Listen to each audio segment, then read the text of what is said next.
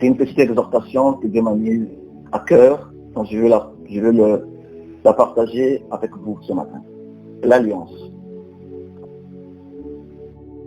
Avant d'aller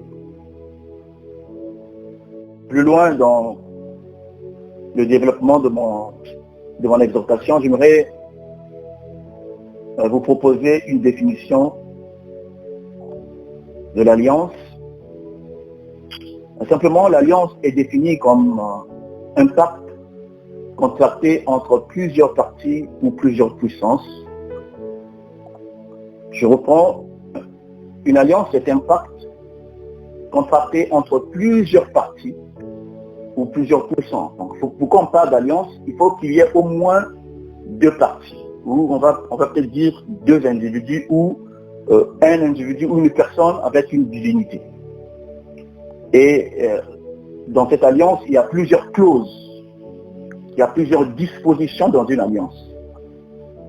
Et le propre d'une alliance est qu'elle doit être respectée dans les termes choisis lors de la conclusion de cette alliance-là. Donc une alliance, c'est aussi un engagement que l'on prend vis-à-vis d'une personne ou vis-à-vis d'une divinité, par exemple. Je vais prendre par exemple l'exemple de l'alliance du mariage, dont les époux s'engagent à respecter donc les termes du mariage. Mais on peut aller plus loin.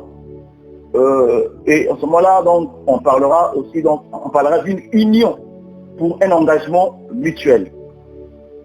Donc en fait, quand on contracte une alliance, on s'engage à respecter les termes de cette alliance, ou l'engagement, on prend un engagement au respect donc des termes de cette alliance-là.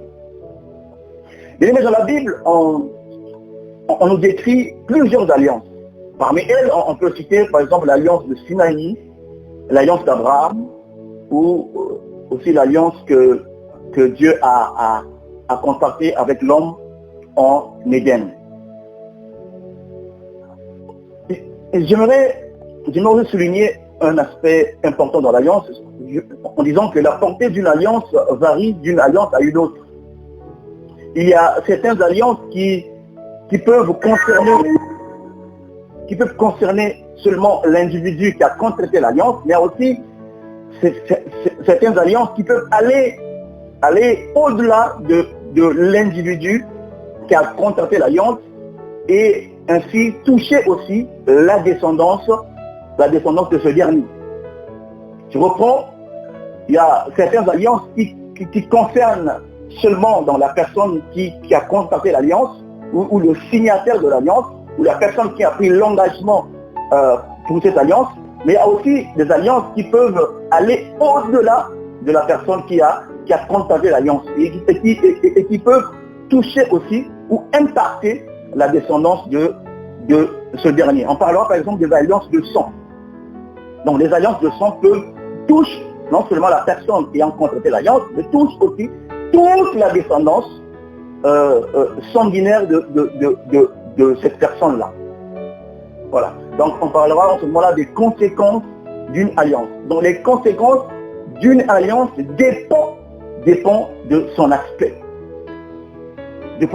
C'est très important à comprendre parce que il y a certaines choses que nous subissons dans nos vies ne sont que la conséquence de certaines alliances qui ont été contractées à notre insu par nos aïeux, par nos parents, par nos grands-parents, etc.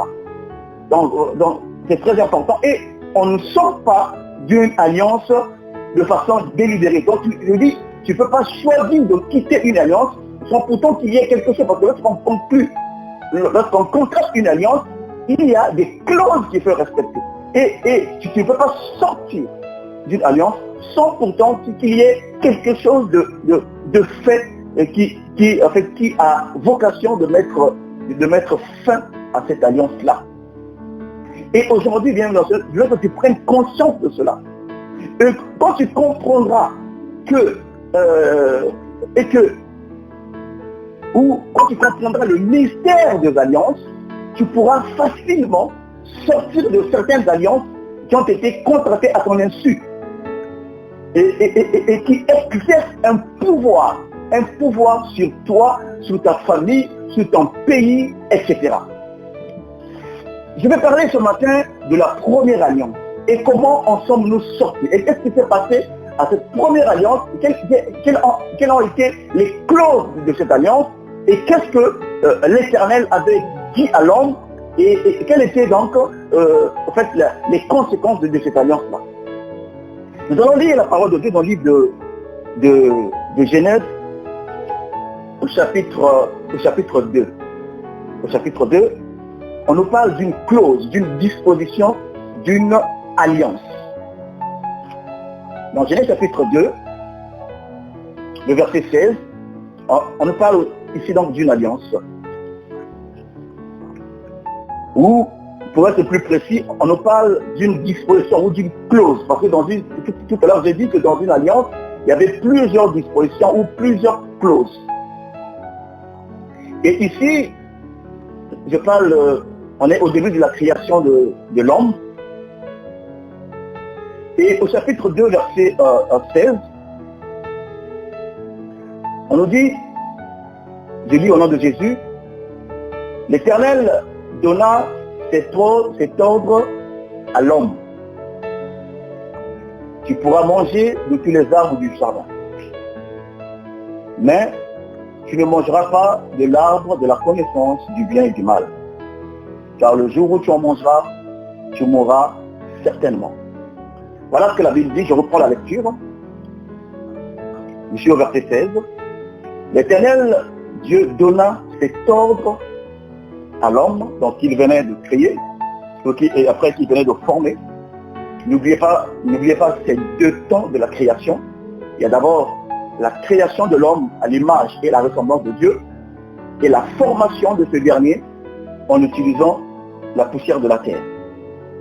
Donc Dieu dit à l'homme, tu pourras donc manger de tous les arbres du jardin, mais tu ne mangeras pas l'arbre de la connaissance du bien et du mal.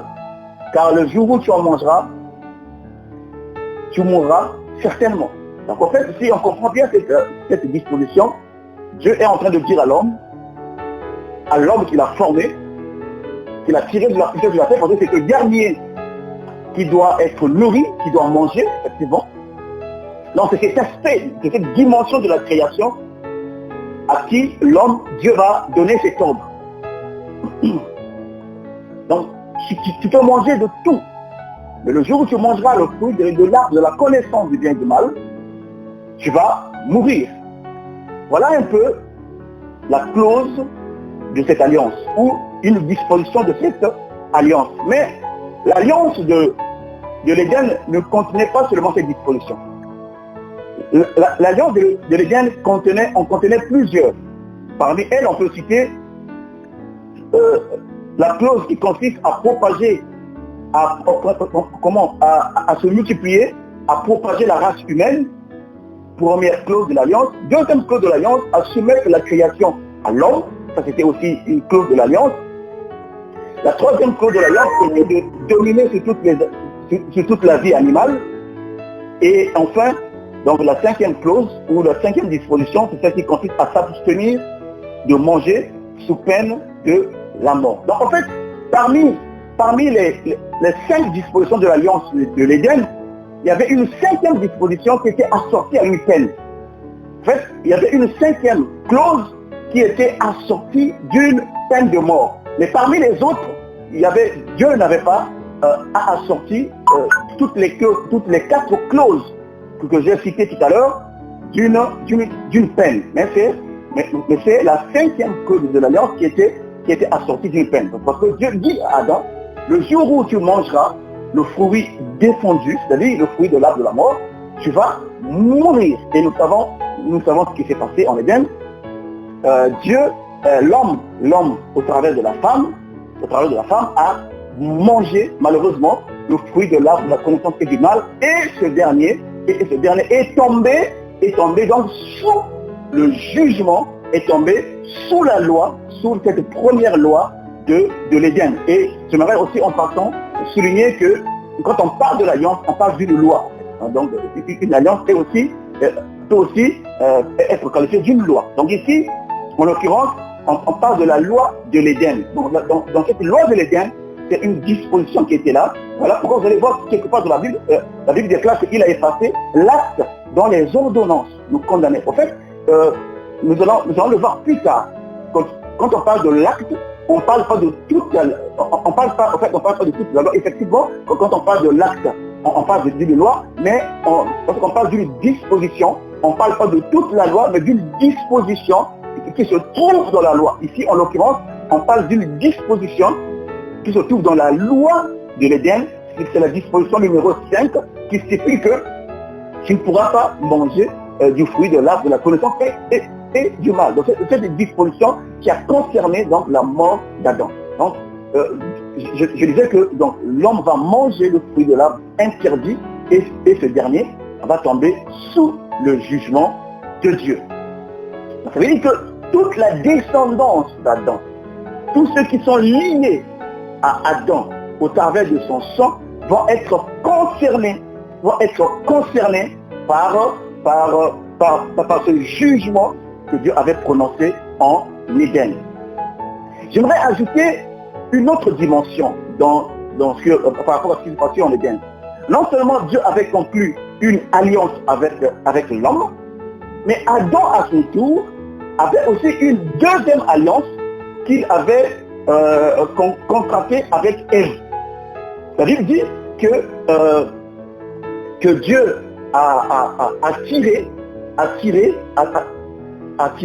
la femme, alléluia, la femme d'une partie de l'homme. Ainsi, Dieu va appeler cette femme Ève.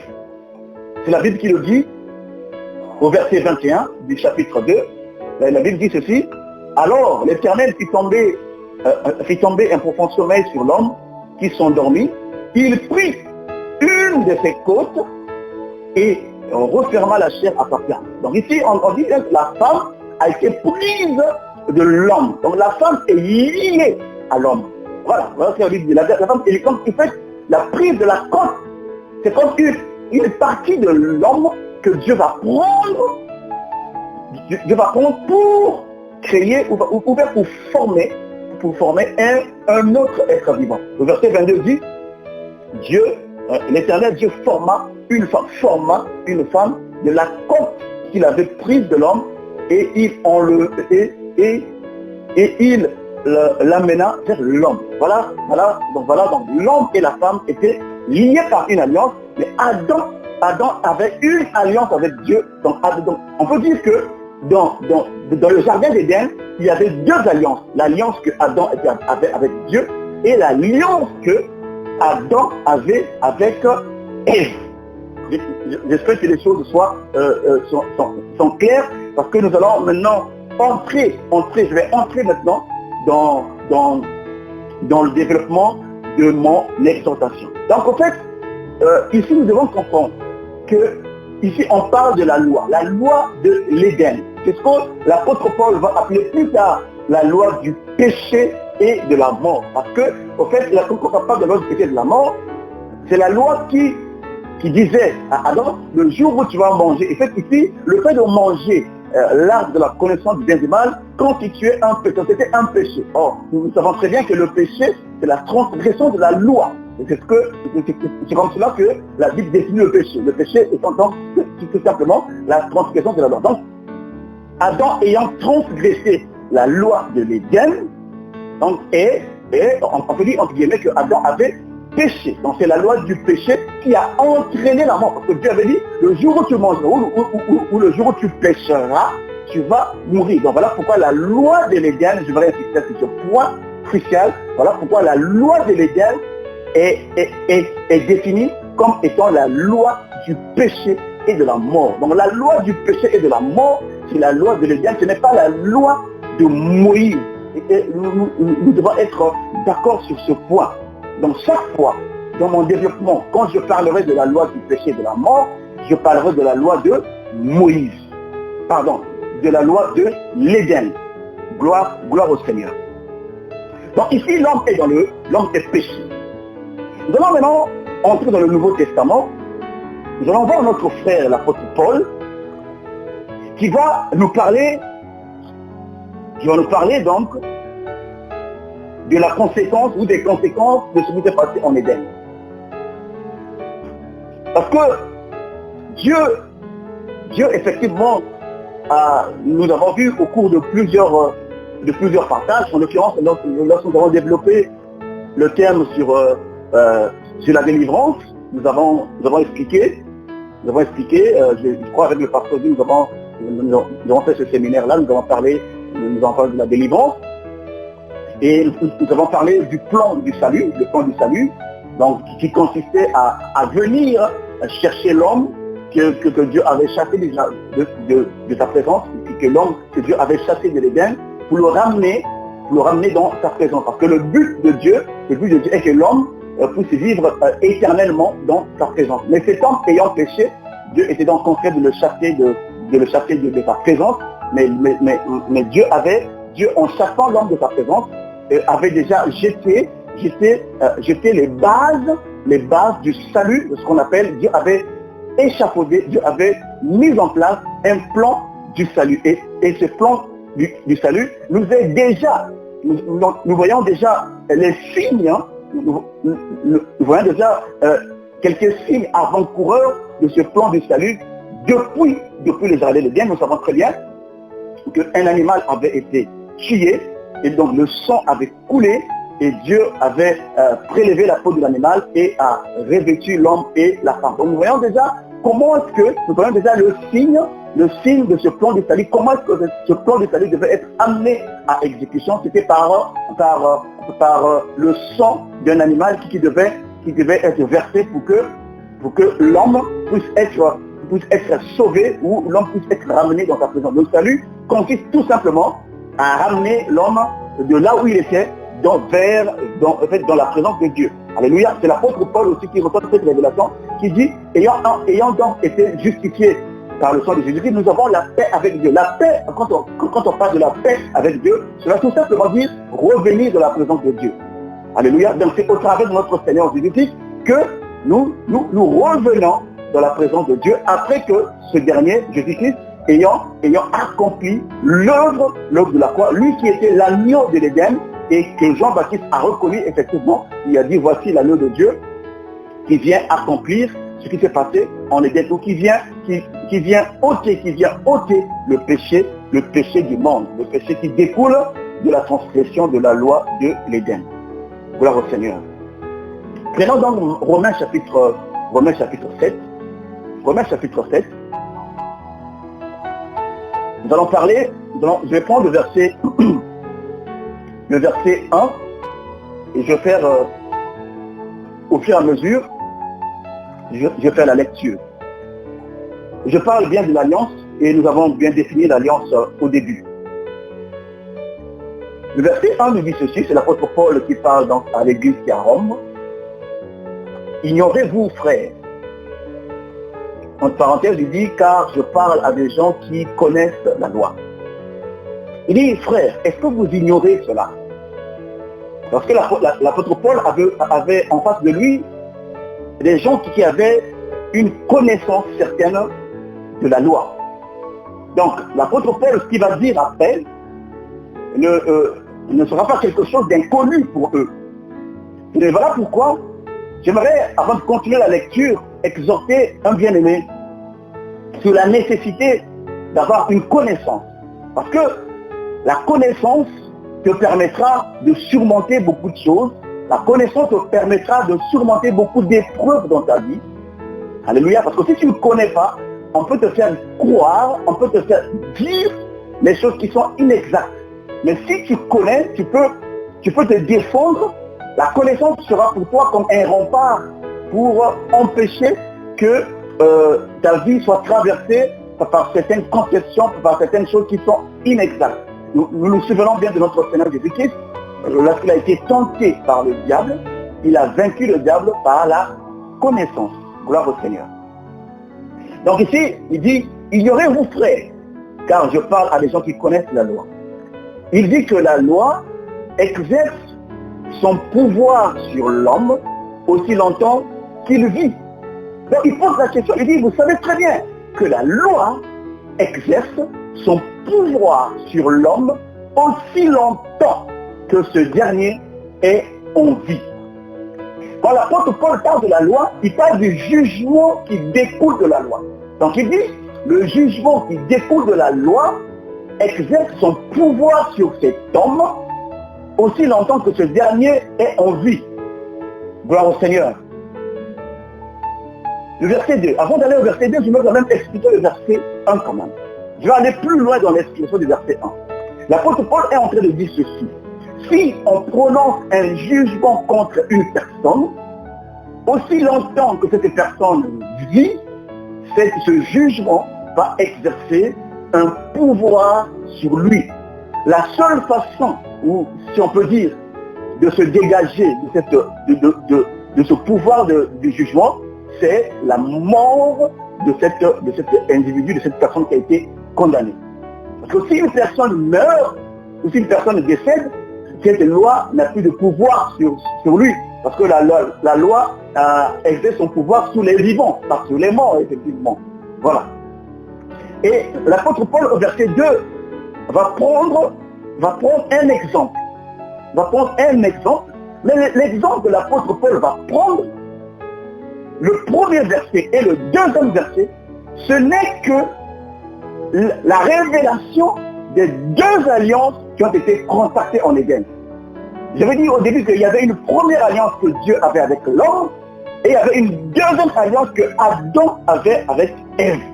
Dans l'apôtre Paul, dans son exposé, il va parler de ces deux alliances. La première alliance, c'est stipulé au verset 1. Il dit que la loi exerce son pouvoir sur l'homme aussi longtemps qu'il vit. La deuxième alliance, il va dire ainsi, une femme mariée est liée par la loi à son mari tant qu'il est vivant. Mais si le mari meurt, elle est dégagée de la loi qu'il a liée à son mari. Voilà ce que l'apôtre Paul va donner comme exemple. Je reprends la lecture, il dit ainsi, une femme mariée est liée par la loi, et quand on parle de la loi qui lie l'homme et la femme, c'est la loi du mariage. On parle bien de la loi du mariage. Alléluia. Donc ne confondez pas la loi que l'apôtre Paul stipule au verset 1 et la loi que l'apôtre Paul explique au verset 2. Ce n'est pas la même chose. Au verset 2, l'apôtre Paul parle de la loi du mariage. Donc ici, l'homme est lié, la femme est liée à son mari par la loi aussi longtemps que ce dernier est vivant. Mais si le mari meurt, elle est dégagée de cette loi du mariage qu'il a liée à son mari. Verset 3, il explique, ainsi donc, du vivant de son mari, si du vivant de son mari, elle devient la femme d'un autre, elle sera appelée adultère. L'adultère veut tout simplement dire, en fait, le non-respect de la loi du mariage qu'il a lié avec un homme. Donc c'est ça justement l'adultère. Donc si du vivant de son mari, parce que la seule façon pour elle de se dégager de cette loi du mariage, c'est la mort de son mari. Aussi longtemps que son mari n'est pas mort, elle ne peut pas se dégager de cette loi. Mais voilà pourquoi j'ai dit au début qu'il y a certaines alliances, tu ne peux pas en sortir aussi facilement. Il faut qu'il y ait un acte qui te permet de sortir d'une alliance. Alléluia. J'espère que vous compreniez la pensée du Seigneur ce matin. Donc, le verset 3, je vais répondre. Si donc, du vivant de son mari, elle devient la femme d'un autre, elle sera appelée adultère. Mais si le mari meurt, et voilà, elle est affranchie de cette loi, de sorte qu'elle n'est point adultère en devenant la femme d'un autre. Dans l'apôtre Paul est en train d'expliquer clairement que la seule façon pour la femme de sortir d'une alliance de mariage, c'est le décès, c'est la mort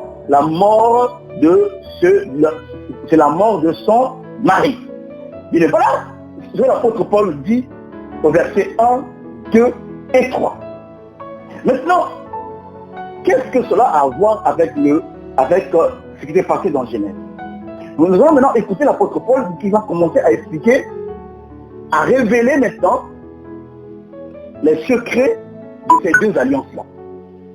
Il dit au verset 4 ici, de même, mes frères, vous aussi, voilà ce qu'il dit. Il dit, mes frères, de même, vous aussi, vous avez été mis à mort par le corps du Christ. Regarde ce qu'il dit. De même, verset 4. De même, mes frères, vous aussi, vous avez été par le corps du Christ mis à mort en ce qui concerne la loi. Virgule. Parce que l'apôtre Paul dit. J'aimerais que vous compreniez la pensée du Seigneur ce matin. Il dit ceci. Il dit, mes frères, après avoir donné l'exemple au verset 1 en disant que la loi exerce son pouvoir sur l'homme aussi longtemps que ce dernier est vivant, il vient donner au verset 2 un exemple d'une loi, en l'occurrence la loi du mariage. Il dit, la seule façon de rompre les liens ou la loi du mariage, c'est le décès ou la mort de l'homme. Il va maintenant commencer à expliquer ce qui s'est passé exactement dans le jardin d'Éden. Il dit, ainsi donc mes frères, vous aussi, vous avez été par le corps du Christ mis à mort en ce qui concerne la loi. Bien aimé, de quelle loi l'apôtre Paul fait allusion ici? Ici que vous, mes frères, bien aimé, comme toi et moi nous sommes là aujourd'hui en train d'écouter la parole de Dieu, l'apôtre Paul, cette parole s'adresse à toi et moi. L'apôtre Paul est en train de nous dire que nous aussi, nous avons été par le corps du Christ mis à mort. Alléluia. Mis à mort par le corps du Christ. Qu'est-ce que l'apôtre Paul veut nous expliquer ici? Et c'est là où, bien dans le Seigneur, je veux attirer ton attention pour que tu comprennes que la force d'une alliance n'est pas à négliger. Il dit par le corps du Christ, le corps du Christ. Parce que, bien dans le Seigneur, souvenez-vous que Jésus était 100% homme et 100% Dieu. Dieu a formé un corps, qui nous le voyons dans Hébreu, là où le Seigneur dit, tu n'as aimé ni sacrifice, ni holocauste, mais tu m'as formé un corps. Tu m'as formé un corps pour venir faire ta volonté. Quelle était la volonté de Dieu que Jésus devait venir accomplir, mais qui a nécessité un corps? Parce que c'est ça la question qu'il faut se poser. Parce que ce n'est pas l'esprit de Christ. Ce n'est pas l'esprit de Christ qui a nécessité la volonté. C'est le corps qui a été formé par Dieu qui devait venir avec un esprit pour venir faire la volonté. Quelle était la volonté de Dieu en fait? Il faut que nous comprenions cela. La Bible dit que nous avons été mis à mort par le corps du Christ. Le verset 1 du chapitre 7, l'apôtre Paul lui dit que la loi exerce son pouvoir sur l'homme aussi longtemps que le dernier vit. Donc s'il est mort, il est délaissé de la loi. Mais qu'est-ce qui s'est passé en Éden? En Éden, Dieu dit à Adam que le jour où la disposition numéro 5 dit ceci, que de s'abstenir de manger le fruit de l'arbre défendu. Que le jour où tu manges ce fruit, tu vas mourir. Donc c'est Adam qui devait mourir. Soyons d'accord sur ce point. La mort concernait donc Adam. C'est Adam qui était voué à la mort. C'est Adam qui était destiné à la mort le jour où il devait manger le fruit de l'arbre de la connaissance du bien et du mal. Mais qu'est-ce qui s'est passé le jour où Adam a mangé? Le jour où Adam a mangé, il s'est passé une chose. Charnellement, on va dire, le corps d'Adam n'était pas mort. Charnellement, c'est comme si Dieu n'avait pas accompli sa promesse. C'est comme si Dieu n'avait pas amené à exécution ce qu'il avait déclaré, en fait, à l'encontre. Parce que le jour où la scène nous est décrite, le jour où Adam et Ève mangent le fruit, il se passe simplement une chose. La Bible dit que lorsqu'ils mangèrent dans le fruit de l'arbre défendu, leurs yeux s'ouvrirent. Leurs yeux s'ouvrirent et ils reconnurent qu'ils étaient nus. C'est comme si,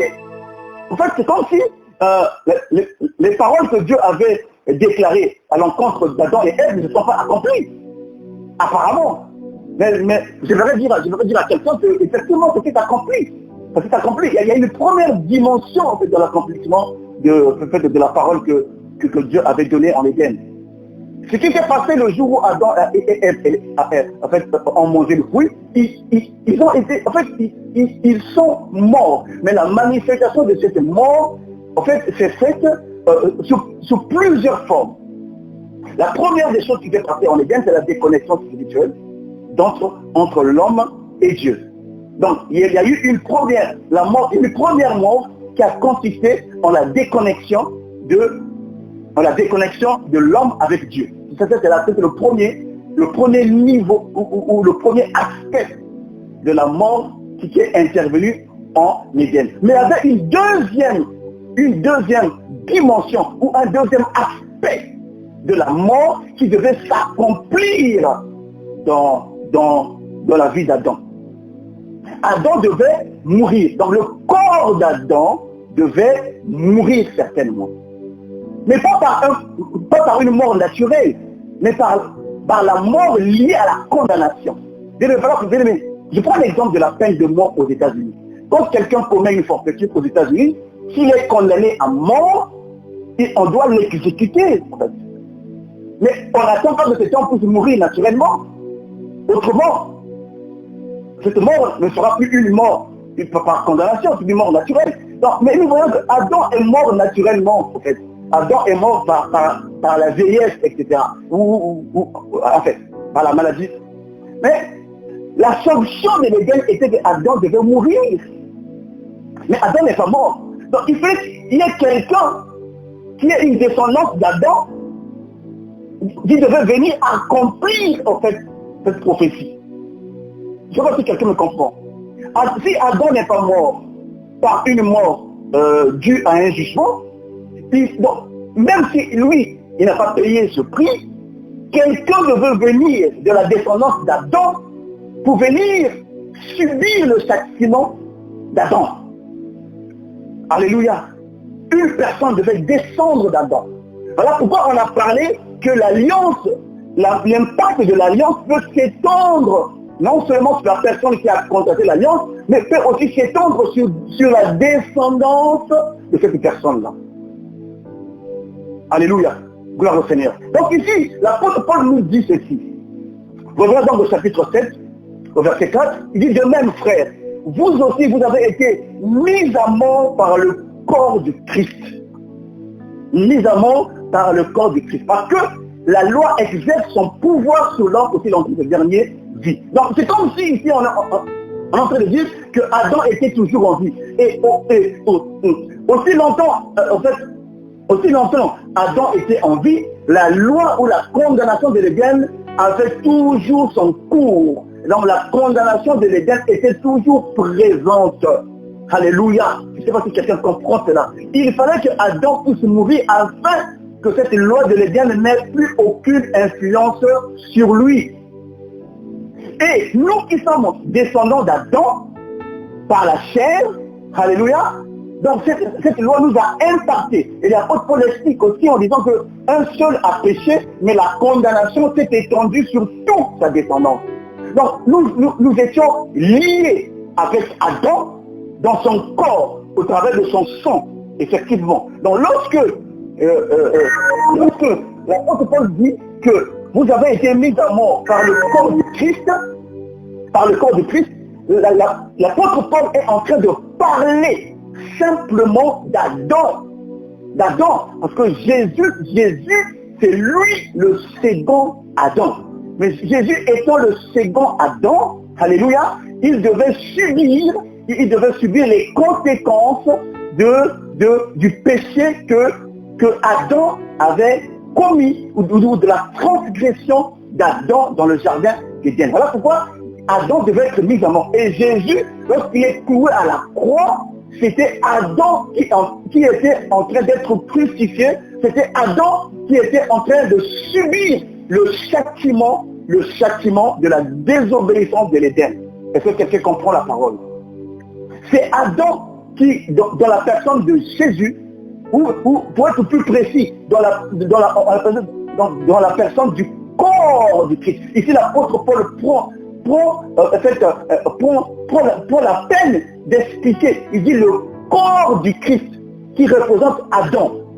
Alléluia. Donc le jour où Adam est mort à la croix de Golgotha, on parle bien de Jésus, nous qui étions liés à Adam par le sang, alléluia, nous sommes morts ce jour-là. Alléluia. Jésus est mort le corps de Jésus est mort et nous sommes morts avec Jésus. Ce qui veut dire que la loi, la punition de l'Éden ne nous concerne plus parce que nous sommes morts. Est-ce que quelqu'un comprend la parole?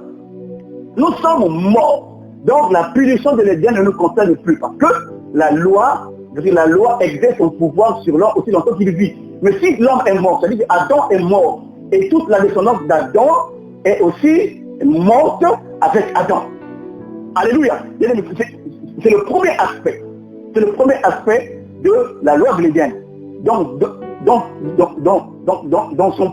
sa première dimension, nous sommes morts avec Adam, en la personne de Jésus. Donc, c'est ce que l'apôtre Paul dit ici. Mes frères, vous aussi, vous avez été mis à mort par le corps du Christ.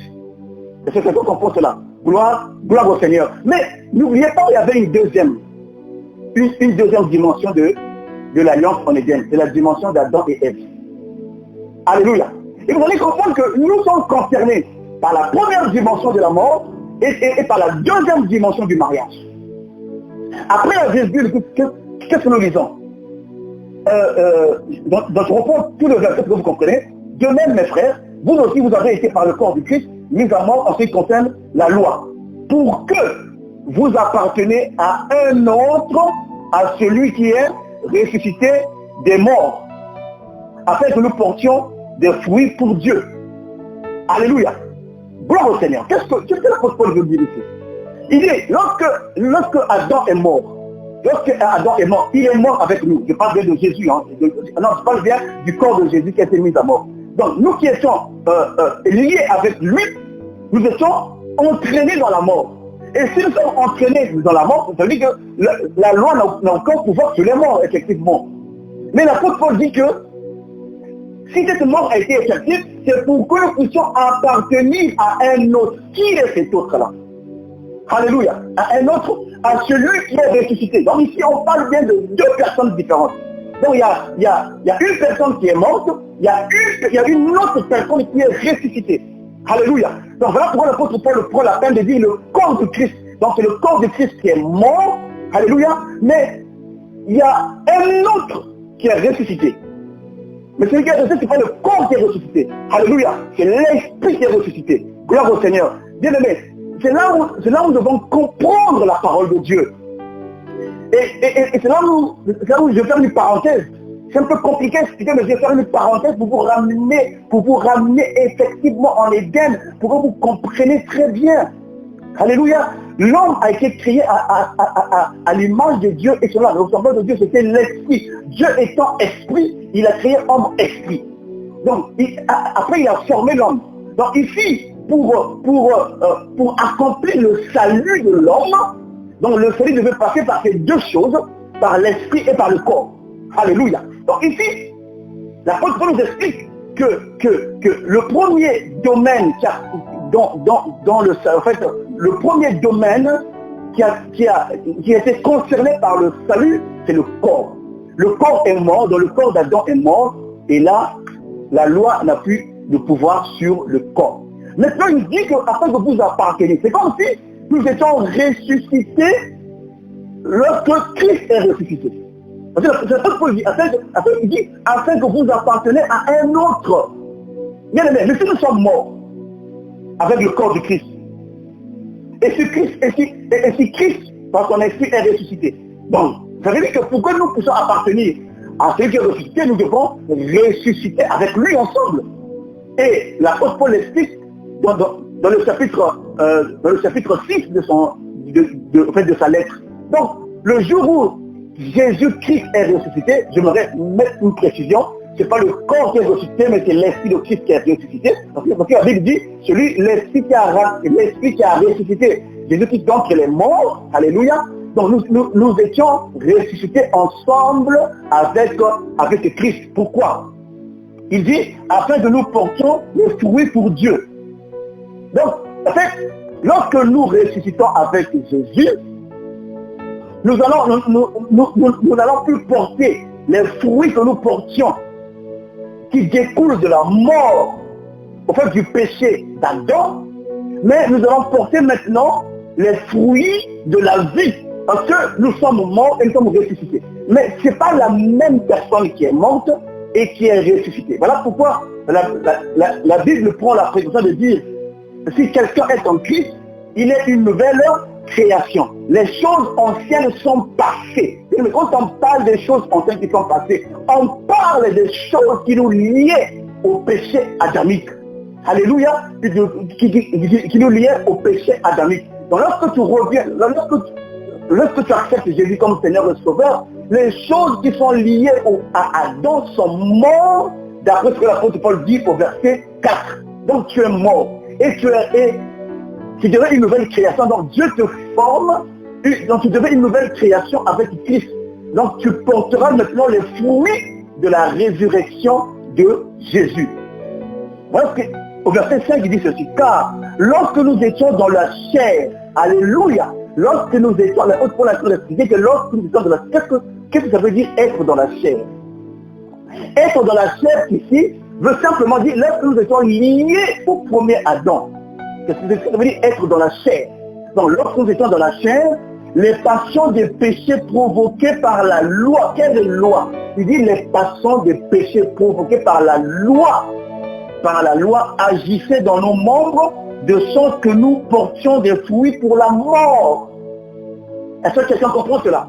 Dans le fruit que nous portions, lorsque nous étions liés au premier Adam, c'était le fruit qui avait pour conséquence la mort. Et effectivement, Adam, le corps du Christ est mort. Donc nous étions morts avec Adam. Mais maintenant, verset 6, mais maintenant, nous avons été dégagés de la loi, étant morts à cette loi sous laquelle nous étions retenus. Gloire au Seigneur, c'est votre quelqu'un comprend la parole de Dieu. Nous étions retenus par la loi, liés avec Adam. Il n'y avait pas de possibilité de se dégager de cette alliance parce qu'il y avait une alliance de sang qui était là. Gloire au Seigneur.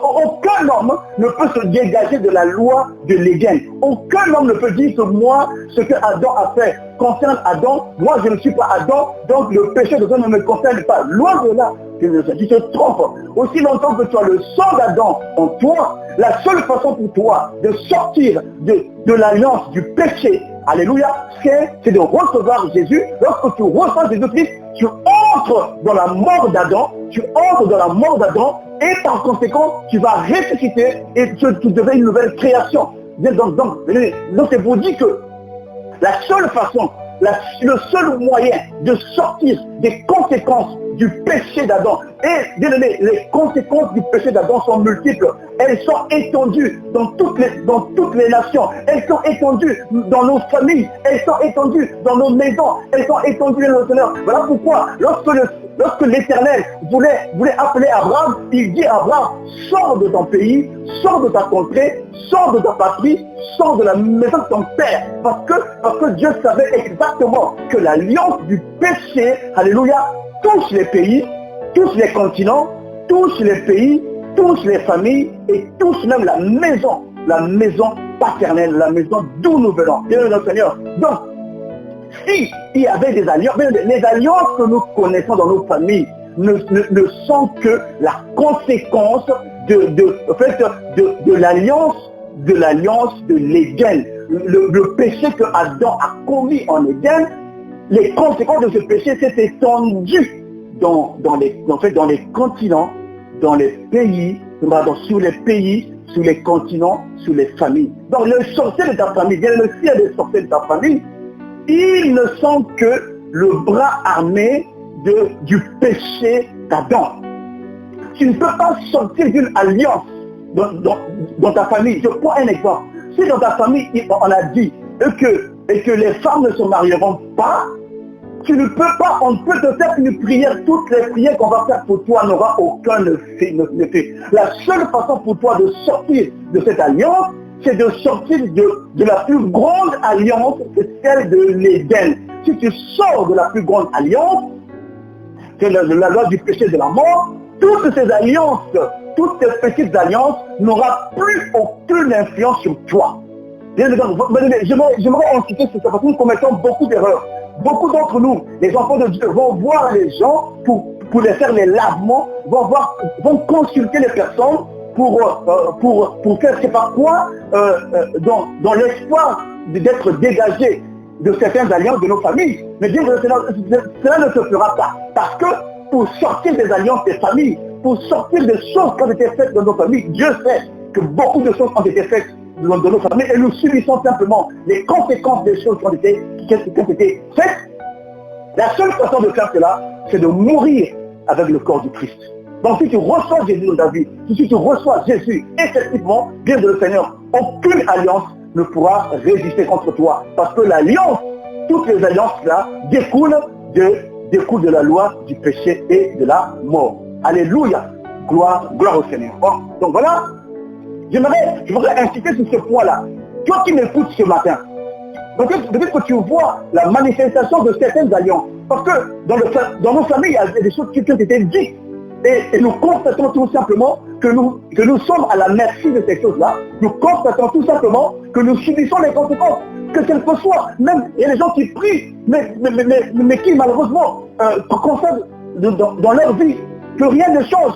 Ils sont en fait les choses que leurs parents ont subies ou les choses que leur mère ont subies, elles sont en train, je parle des filles, elles sont en train de subir les mêmes choses. Alléluia. On peut constater que les choses que le papa a subies, nous voyons le garçon subir les mêmes choses. Les mêmes échecs des parents sont les mêmes échecs des enfants. On ne comprend pas, bien aimé. C'est tout simplement parce qu'il y avait des alliances qui ont été contractés, les ont été contractés dans nos familles, par nos grands-parents, nos aïeux, etc.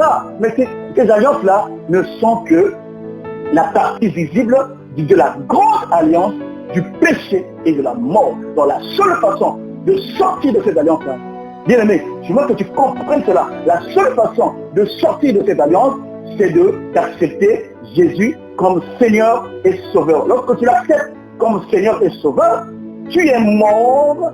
Et tu es mort avec Jésus ou avec le corps du Christ et tu es dégagé de cette alliance. Et Dieu va maintenant recréer une nouvelle personne en toi. Et en ressuscitant avec Jésus, tu vas ressusciter avec lui et tu n'es plus concerné par cette alliance. Gloire à Jésus. Gloire à Jésus. Voilà pourquoi au chapitre 8, l'apôtre Paul dit, c'est peut-être mon dernier verset, l'apôtre Paul dit, il n'y a donc maintenant aucune condamnation pour ceux qui sont en Jésus-Christ. Voilà comment l'apôtre Paul conclut son exposé.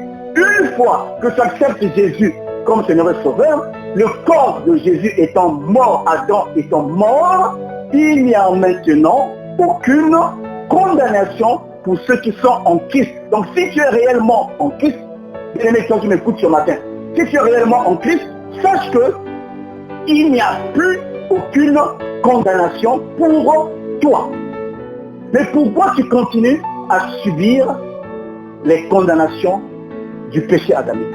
Pourquoi tu continues à subir les conséquences des alliances de ta famille? Mais parce que tout simplement, mon peuple périt parce qu'il lui manque la connaissance. Mon peuple meurt parce qu'il lui manque la connaissance. C'est quoi la connaissance en l'occurrence ici? La connaissance ici, c'est celle qui consiste à comprendre, à croire au verset 4 du chapitre 7 de Romains. Nous avons été mis à mort par le corps du Christ. Alléluia. Si tu crois que tu es mort par le corps du Christ qui est Adam, alléluia, il n'y a donc maintenant aucune condamnation pour toi. Donc tu es maintenant ressuscité pour porter maintenant les fruits de la vie. Nous allons le voir au verset 2 du chapitre 8. La Bible dit ceci. En effet, qu'est-ce qui s'est passé maintenant? Qu'est-ce qui s'est passé réellement? En effet, la loi de l'esprit de vie en Jésus-Christ m'a affranchi de la loi du péché et de la mort. Ici, l'apôtre Paul est en train de dire ceci. La loi de l'esprit de vie qui est en Christ, c'est celle qui a la capacité de t'affranchir, de te sortir de la condamnation de la loi du péché et de la mort. La loi du péché et de la mort, c'est la loi de l'Éden. Je l'ai dit au début.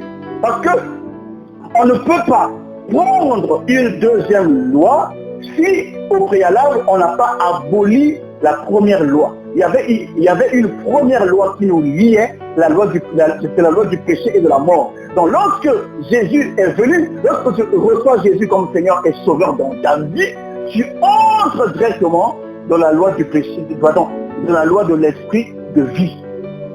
Alléluia, dans la loi de l'esprit de vie. Donc, l'apôtre Paul dit, en effet, la loi de l'esprit de vie en Christ m'a affranchi. Il parle de lui, mais il ne parle pas de lui seulement. On peut aujourd'hui étendre cette pensée de Paul en disant ceci, en disant en effet, la loi de l'esprit de vie en Christ nous a affranchis. Bien-aimés, toi et moi, nous sommes affranchis, c'est libérer quelqu'un, lui redonner sa liberté. Il dit, nous a affranchis de la loi du péché et de la mort. Il veut simplement dire les conséquences que nous subissons lorsque nous sommes liés à Adam, parce que c'est Adam qui avait péché. Donc les conséquences de la loi du péché et de la mort, nous subissons la mort, nous subissons la maladie, nous subissons beaucoup de choses. Mais lorsque Christ est venu avec la loi de l'esprit de vie, alléluia, lorsque nous avons divorcé avec le second, avec le premier Adam, c'est là qu'il s'agit, effectivement. Après, nous avons divorcé, parce que l'apôtre Paul a dit, excusez-moi de faire cette parenthèse encore, l'apôtre Paul a dit, si la femme devient la femme d'un autre pendant que son mari est vivant, elle deviendra adultère. Alléluia. Et j'aimerais faire cette parenthèse en évoquant le deuxième aspect en fait, de l'alliance de lien, parce que je ne l'ai pas dit, j'aimerais quand même en dire un mot, c'est l'alliance de Adam et Ève. Parce que Ève ne pouvait pas se dégager de l'alliance du mariage aussi longtemps qu'Adam n'était pas mort. Donc Jésus, qui est le second Adam, pour qu'il puisse avoir une épouse, pour qu'il puisse épouser Ève, alléluia, il fallait que Ève puisse d'abord être dégagée de son premier mariage. Or, le premier mariage que Ève avait contracté, c'était celui contracté avec Adam. Donc, il fallait que Adam puisse mourir, afin que Ève puisse être mariée, au second Adam. Donc, voilà pourquoi la mort de Jésus avait une double dimension. La première dimension de la mort de Jésus, c'était de nous dégager du lien qu'on avait avec lui, au travers d'Adam. Et la deuxième dimension de la mort de Jésus était que le mariage entre Adam et Ève puisse être rompu, afin que lorsque nous soyons ressuscités avec Jésus, non seulement nous soyons ressuscités avec Jésus, mais nous sommes aussi épouses. Nous sommes à la fois la descendance d'Adam, nous sommes aussi l'épouse d'Adam. Alléluia. Donc on avons ces deux dimensions. Donc en Christ aussi, nous devons avoir ces deux dimensions. La dimension de la descendance du Christ, donc nous sommes la descendance du Christ, mais nous sommes aussi l'épouse du Christ. Alléluia. Et donc le salut devait concerner ces deux choses. Donc le corps de Jésus, lorsque Jésus est mort, nous sommes ressuscités avec lui, nous sommes la descendance de Jésus, mais Jésus doit nous épouser aussi. Jésus, pour qu'il nous épouse, il fallait que nous devions être dégagés du premier mariage. Donc, nous savons très bien que lorsque notre mari est décédé, notre mari Adam est décédé, donc nous sommes une femme libre. Et donc le ressuscité, le second Adam, peut donc maintenant nous épouser. Alléluia. Et voilà pourquoi on dit que l'Église est l'épouse du Christ. On parle de l'ensemble des chrétiens qui forment l'épouse du Christ. Mais dans cette épouse, il y a des individus. Donc voilà pourquoi le salut, avant qu'il ne concerne l'épouse, mais devait d'abord concerner les individus qui forment l'épouse. Alléluia. Je ne sais pas si vous comprenez un peu cette dimension de la parole de Dieu. Donc, il fallait que le salut puisse d'abord toucher les individus qui forment l'épouse et le salut concernait aussi l'épouse. Parce que nous sommes liés avec Christ dans ces deux dimensions. Je crois vraiment que la grâce de Dieu fait que nous puissions comprendre la parole. Je ferme la parenthèse. Je reviens maintenant au chapitre 8. Il n'y a donc maintenant aucune condamnation pour ceux qui sont en Christ. La loi de l'esprit de vie m'a affranchi de la loi du péché et de la mort. Donc voilà pourquoi, ce matin, je voudrais conclure cela. Je voudrais conclure ici parce que les choses sont peut-être compliquées à expliquer, les choses peut-être sont compliquées à comprendre, mais je voudrais simplifier parce que le jour viendra où, par la grâce de Dieu, lorsque nous aurons une salle, on va on va s'étendre sur ce genre d'enseignement, afin que le peuple puisse sortir de la condamnation, afin que le peuple puisse entrer en possession de son héritage, afin que, bien que toi, tu puisses vivre la vie de Dieu, que tu puisses expérimenter ce qu'on appelle la loi d'exception. Et la loi d'exception ici, c'est la loi de l'esprit de vie en Christ. Parce que si tu reçois Jésus-Christ, tu entres automatiquement dans les bénéfices de la loi d'exception. Il n'y a plus de condamnation qui sont en bien-aimé. Donc si tu vois quelque chose dans ta vie qui découle de la condamnation, alléluia, tu dois le refuser parce que tu n'es plus concerné par la condamnation. Parce que tu n'es plus concerné par la mort. Mais tu entres dans la vie. Voilà, la Bible dit, Dieu nous a délivrés de la puissance des ténèbres. Il nous a transportés dans un autre royaume. Alléluia. Le royaume, dans ce royaume, il y a le royaume c'est le royaume de la vie. Gloire au Seigneur. Bien-aimé, ce matin, je voudrais vraiment que tu prennes conscience de ça. Je voudrais que tu prennes conscience de l'alliance. L'alliance que tu as avec Jésus. C'est l'alliance qui te donne la vie. Tu n'es plus lié au premier Adam parce que tu étais mis à mort par le corps du Christ, qui est le corps d'Adam. Toi, qui es descendant d'Adam, la mort a frappé ta vie. Donc tu n'es plus concerné par les conséquences du péché d'Adam. Et quand Jésus est ressuscité, il est ressuscité avec toi. Je termine par un verset qui va conclure cela. La Bible dit dans Romains chapitre 6, je commence le verset 3. Ignorez que vous tous qui avez été baptisés en Jésus-Christ, c'est en sa mort que vous avez été baptisés. Nous avons tous été ensevelis avec lui par le baptême en sa mort, afin que comme Christ est ressuscité des morts pour la gloire du Père, de même que nous aussi, nous marchons en nouveauté de vie. Alléluia. L'apôtre Paul veut dire ici que si tu es baptisé en Christ, ça veut dire que si tu es connecté à Christ par le baptême, c'est en sa mort que tu as été baptisé. C'est-à-dire que tu as été enseveli avec lui. Il dit au verset 4, il dit, nous avons été ensevelis avec lui par le baptême. Gloire au Seigneur. Afin que, comme Christ est ressuscité, nous sommes ressuscités avec lui. Nous sommes ressuscités avec lui pour la gloire du Père, de même que nous aussi nous marchons en nouveauté de vie. En effet, nous sommes devenus une même plante avec lui par la conformité à sa mort. Nous le serons aussi par la conformité à sa résurrection. Bien aimé, j'espère que vous avez compris la parole de Dieu. Les deux alliances de l'Éden ont été brisées par la mort du Christ. Adam qui est mort, nous sommes morts avec lui, nous sommes restés avec lui, mais il y avait une deuxième alliance, l'alliance de Ève avec Adam. Cette alliance aussi devait être brisée, alléluia, et cette alliance a été brisée. Nous sommes maintenant devenus l'épouse du second Adam, qui est Jésus-Christ ressuscité. Alléluia, que le Seigneur vous bénisse. Si vous avez des questions par rapport à ce message, vous pouvez éventuellement, pour avoir plus de précisions, m'appeler, alléluia, pour que ensemble nous puissions continuer les explications. Mais le temps qui nous a été imparti touche à sa fin, donc je suis obligé de conclure ce message. J'espère que vous avez été bénis, que le Seigneur vous bénisse. Je remets la parole au modérateur pour prier pour la parole et pour continuer la suite du programme. Que Dieu vous bénisse.